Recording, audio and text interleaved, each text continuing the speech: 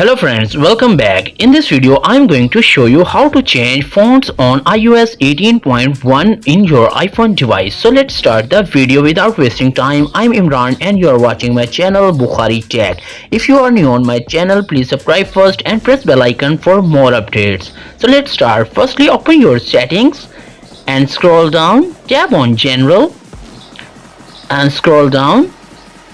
So friends, you can see here fonts option. Tap on fonts. So tap on system fonts. So scroll down. You can see here many fonts.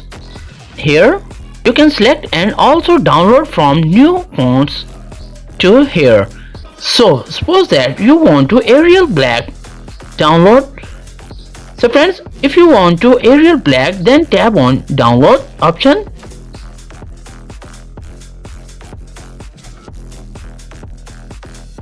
You can see here Arial Black font is downloaded. So go back and how to apply. So friends, open your accessibility and scroll down. So you can see here keyboards and typing option. Tap on keyboard and typing. Now you can see here hover typing. Tap on hover typing and tap on toggle and turn it on.